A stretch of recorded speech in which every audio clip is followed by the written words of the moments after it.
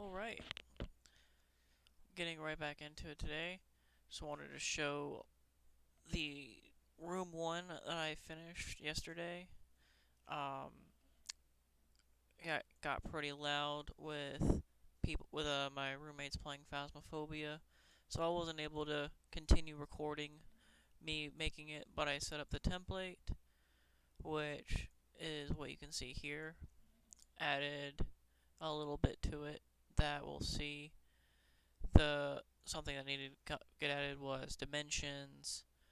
I don't know if I talked about adding a strength of arms, so instead of just having how many, or having, is there going to be foes, is there going to be elites, is there going to be bosses and traps, but how many of foes are there going to be. The strength of arms I would probably only use for foes and maybe trickle over if I have a really high number for elites. And then made a sample room. This is about what I'm going to use. I'm probably not going to draw with like hand draw, because I had the time to start working on this, and if you caught the hex map stream, if you catch the hex map stream, I'm doing Hex23 as well. I have the time now to set up the way and method I'm going to be doing this, but the actual day-to-day, when I do Dungeon23 and Hex23, I'm probably only going to have about 10-20 minutes between college and work at the same time. I actually have very little time during the week. So, without much ado, let's get on to Floor 1, Zone A, Room 2.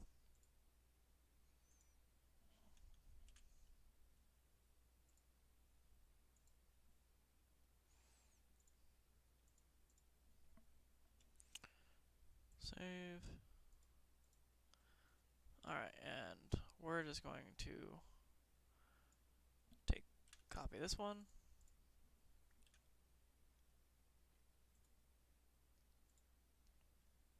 Now, if you don't remember from the example, this is what the locator code is. It's the floor, zone, the room in the zone, room part, and the light level between 0 and 3. Technically, it's between -1 to 4, but -1 and 4 those are going to be for like special occasions. That's like magical darkness and like blinding magical light. I don't want it to be common enough to run into a room where it's magically dark and you need like a lantern of dispelling or something. And the possibility of having the room be a node room.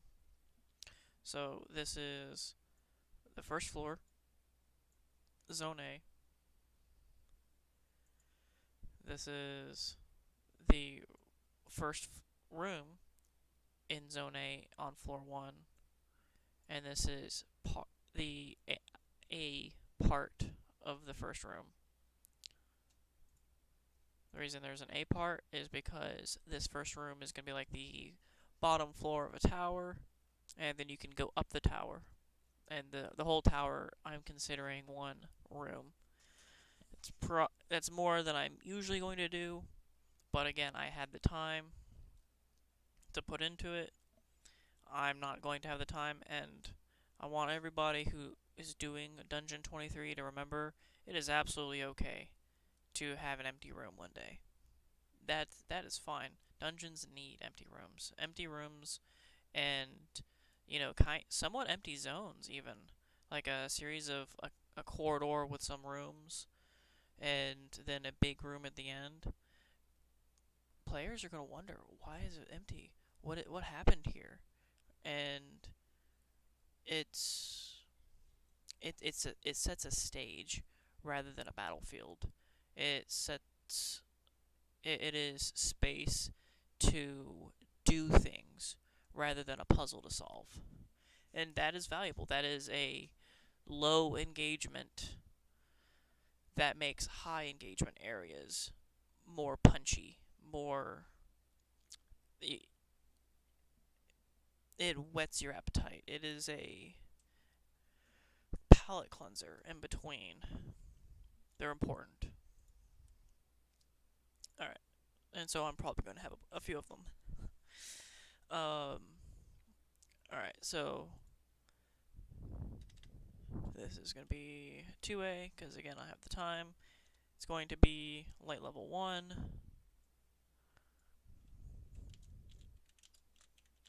Dim light.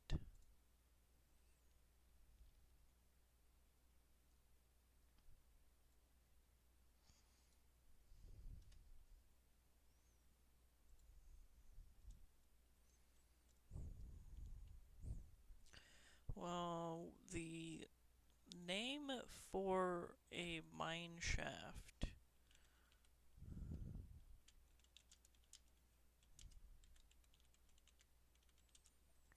There's a technical name, I forgot. It's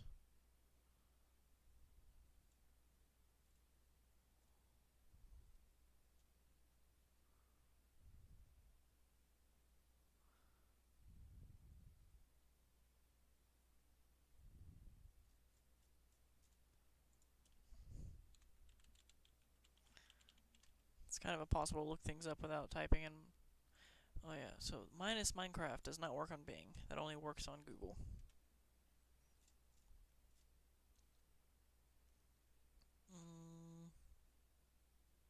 I believe it's just entrance.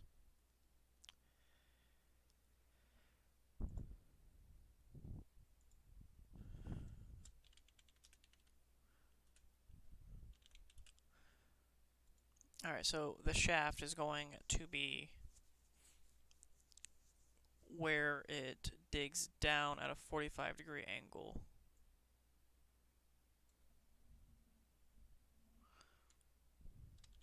So 45, if I remember, where is degrees at on the keyboard?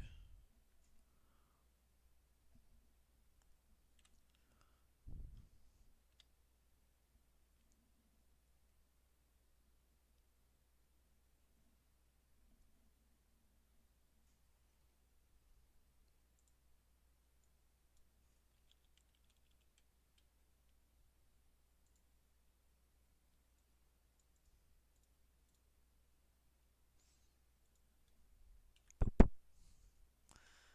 45-degree.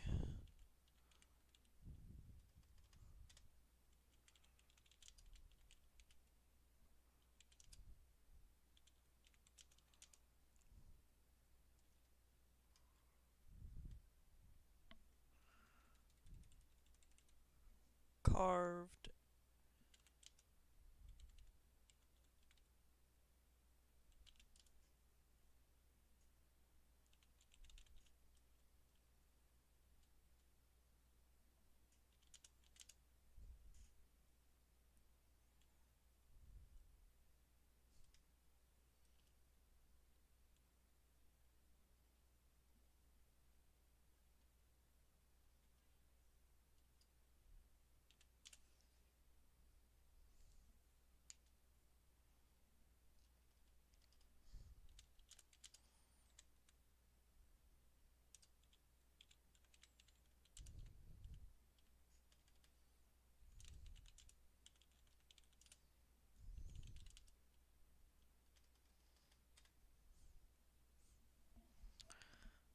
Alrighty.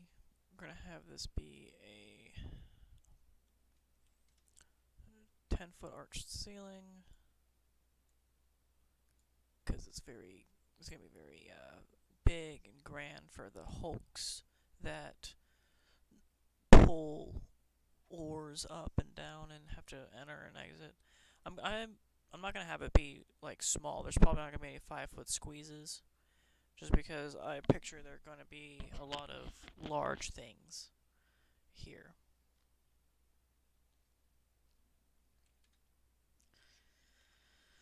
10-foot radius. Yep.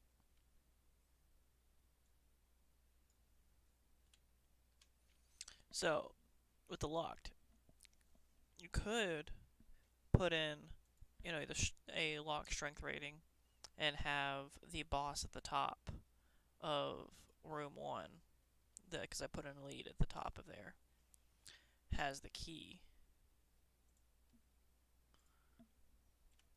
And that's another reason why I like having... I didn't want to do pen and paper. As much as I like pen and paper, digital ink cleans up very nicely.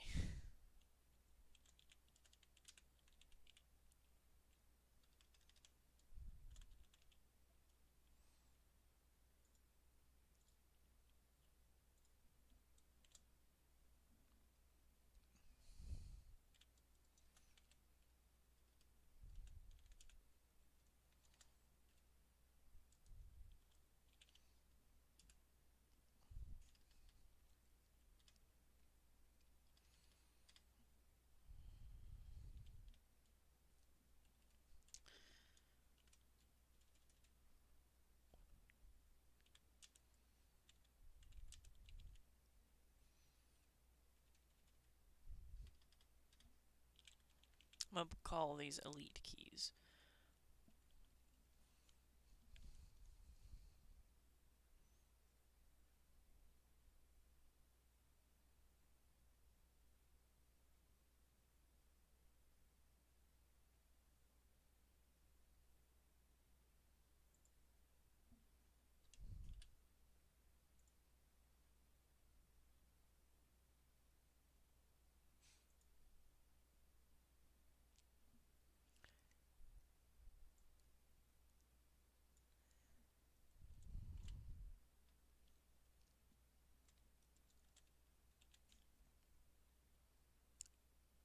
I... one...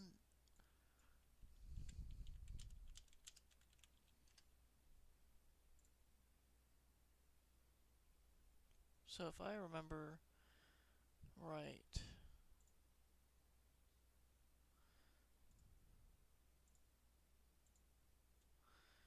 So you have the outcrop, that's the name of it. So you have the outcrop, the crosscut, the incline shaft. So yeah.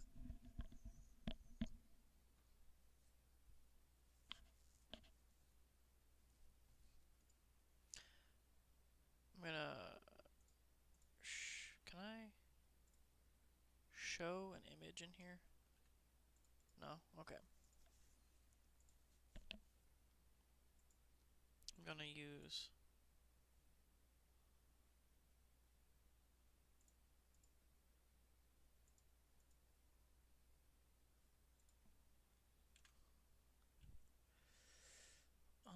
da, da, da.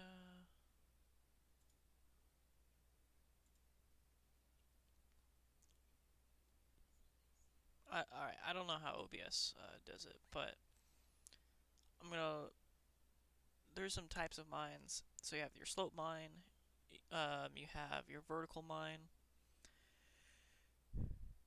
and this is going to be an incline shaft that connects to a vertical shaft single stage hoisting mine.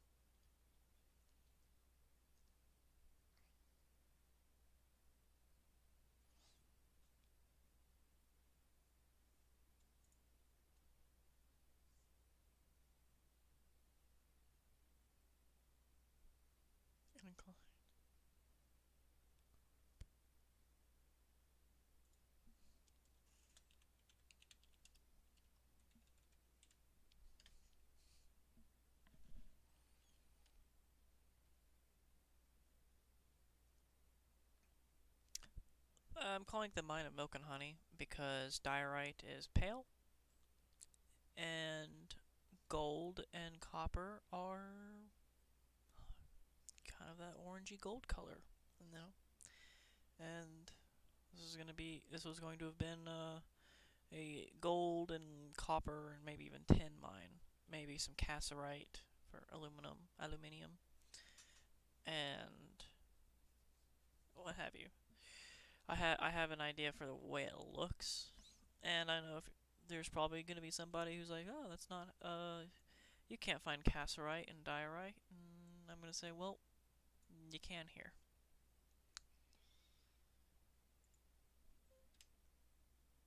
So the defense rating was very high before.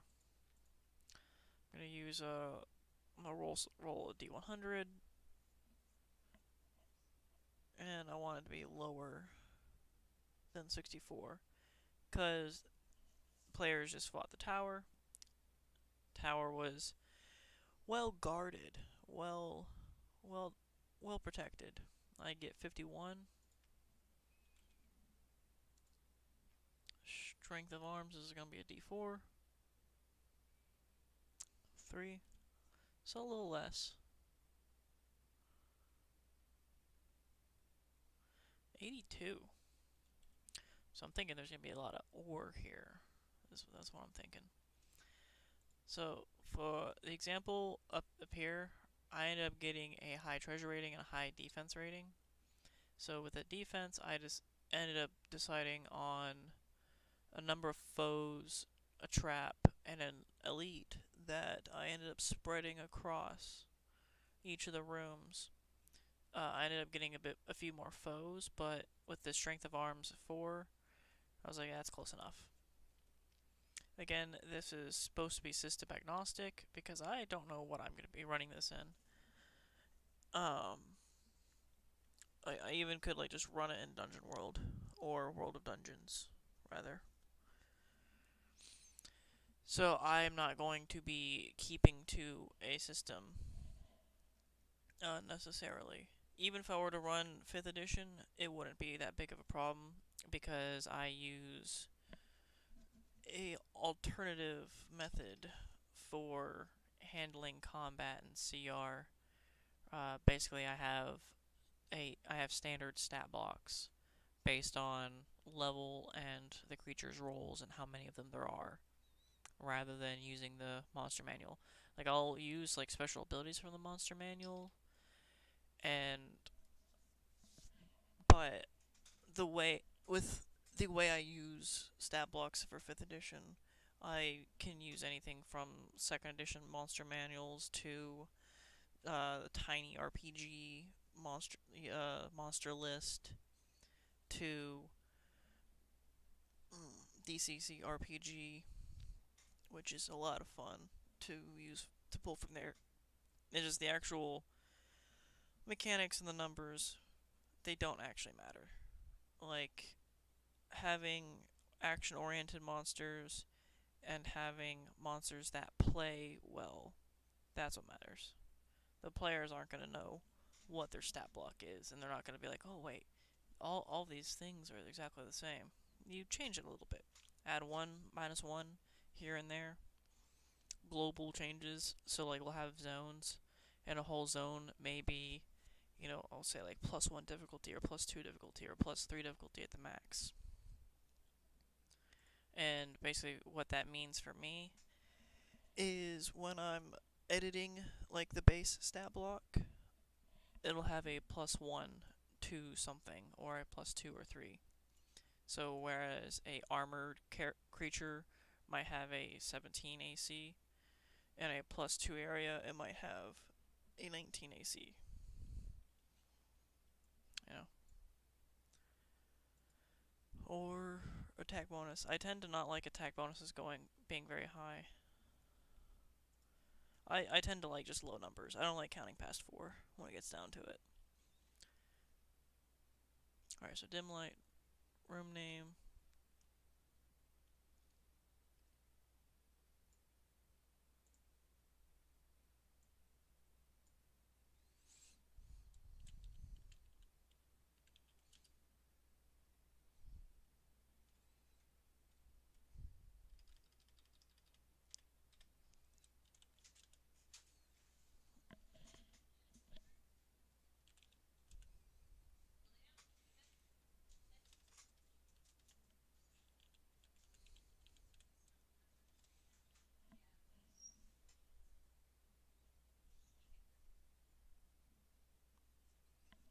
Alrighty.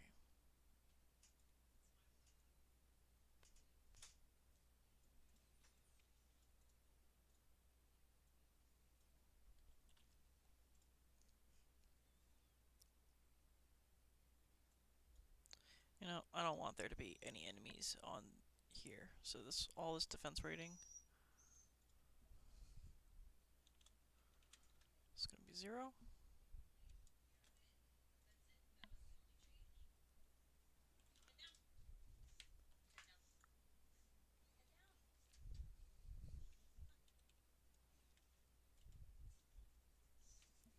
What? How did this get to override again? There's a key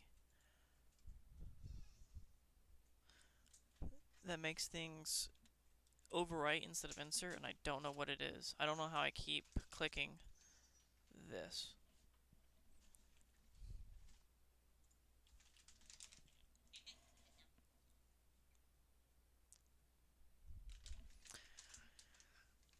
Let's see.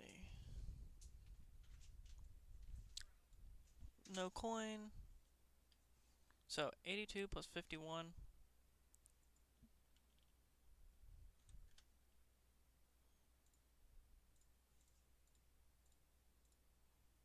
It's 133.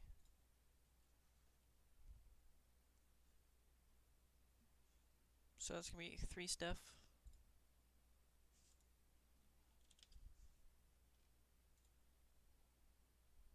For 180. I'm going to go with 3 tools.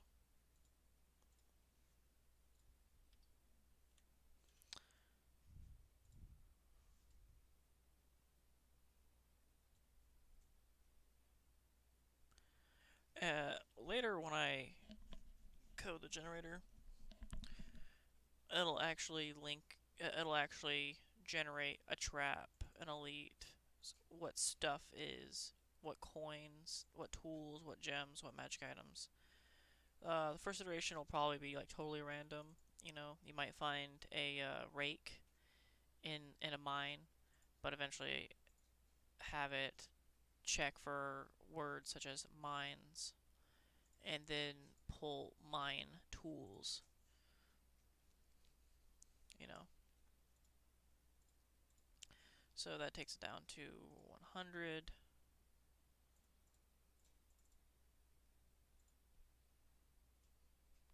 I don't think I want any magic items here. So raw gems. I think I'll have the rest be raw gems.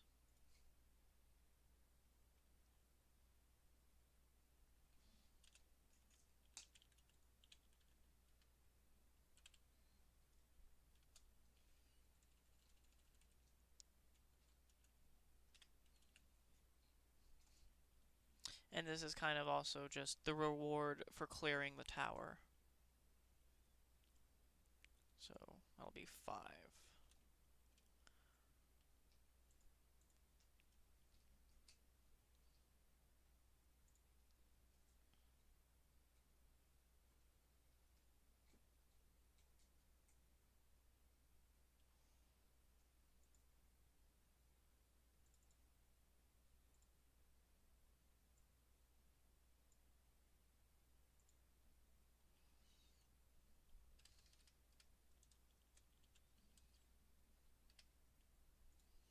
There's no foes because this area is going to be contested. But this is the next area. I like how I made the template and I don't use the template.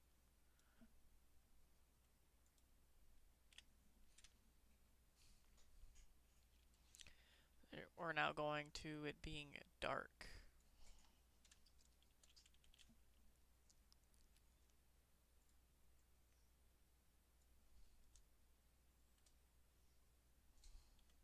It's not locked, just a new area.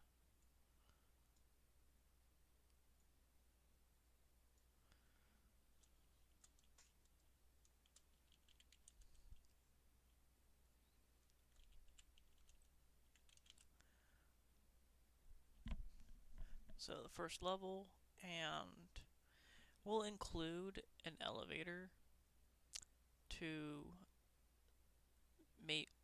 The elevator will probably go down to level 2, maybe level 3.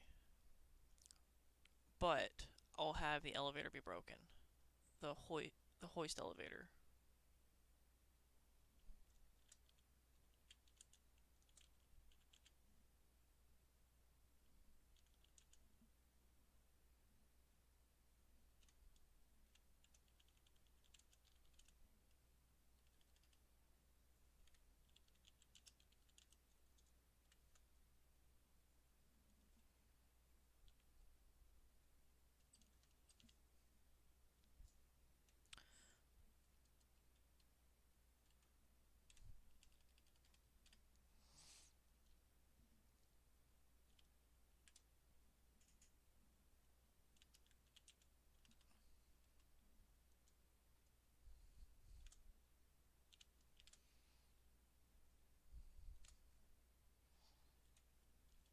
Probably gonna have to fight your way down to 3A to have access to the elevator.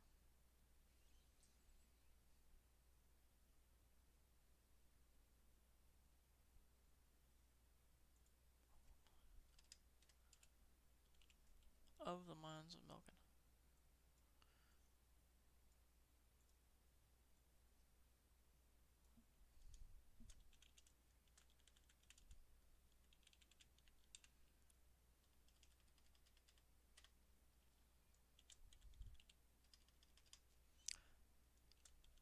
What's the common room called in a mine? It's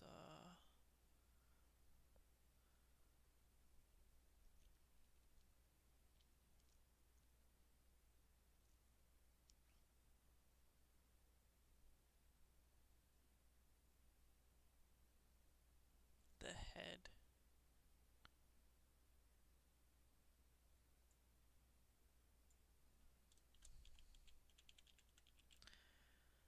The mine head frame.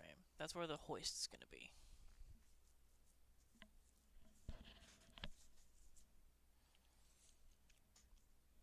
So you see, we would have the head frame be above ground, but doors are more comfortable below ground. It's a little bit less below ground than normal.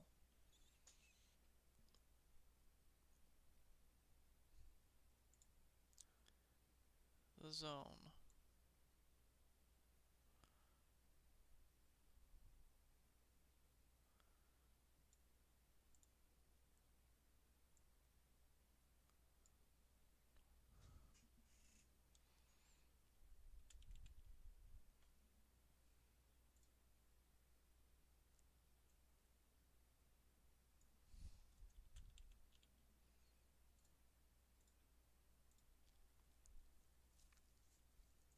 Yeah.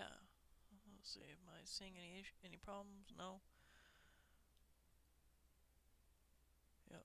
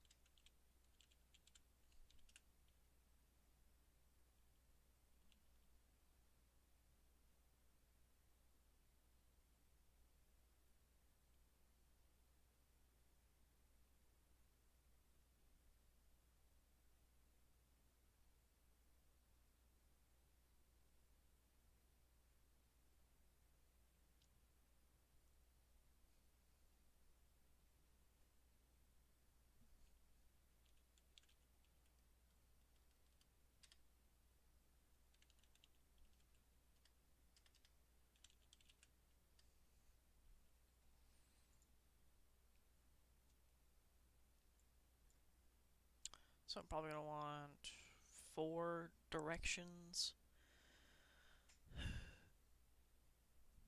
Large. Oh, keep it circular.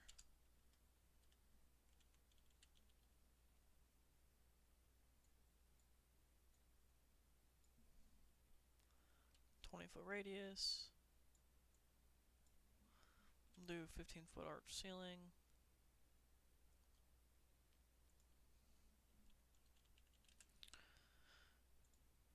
And that's gonna be it. Honestly, I think that's it.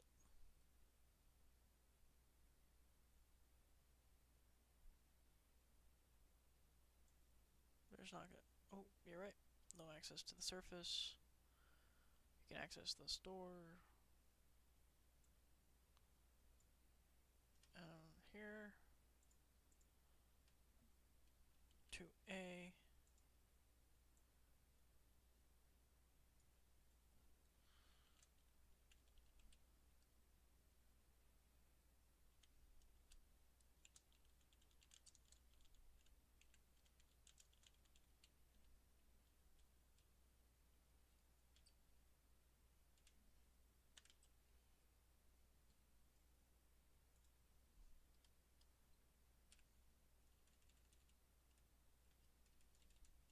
So coding, I need to get used to having spaces, you know, but it's meh. This isn't coding yet. If I have to go back and reformat everything, you know, yeah, but yeah, for now it's fine. Maybe when we get like 2 weeks in, I'll reformat like the last 2 weeks. If I seriously am thinking about using these to make make objects, but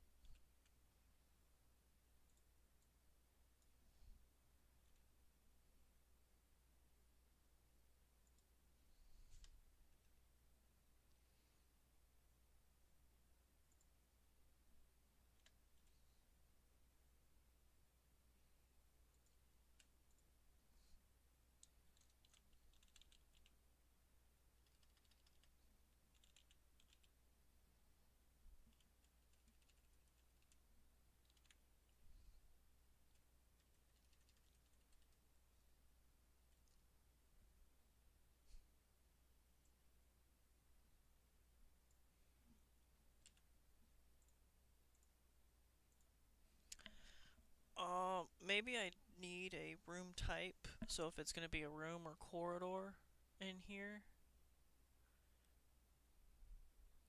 you're right. If it's a room or a corridor, I tend. That's why I use zones. Is I tend to like just connecting, having corridors and rooms all be the same thing. I forget what it's called. There's a way of mapping dungeons, um, where it's the only paths like consequential paths matter. I forget. I saw it on the Alexandrian a while ago. I don't remember.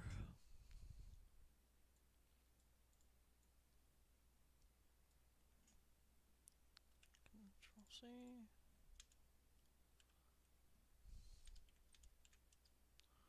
1, 2, 3, 3, 4, 5, 6.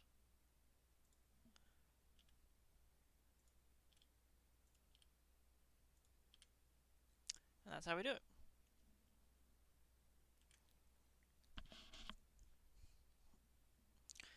So, what we have now is we have a template, our first room, which is kind of our first floor, quote unquote. I'm still just attaching it. It's not the first floor. However, the entrances to the first floor are more or less either first floors or unlockable shortcuts. Then we have our second room. Both of these are more than one room technically. They're multi-part rooms. However, I like that and I currently have the time to do that. Um yeah. All right. That's it for Dungeon 23 Day 2.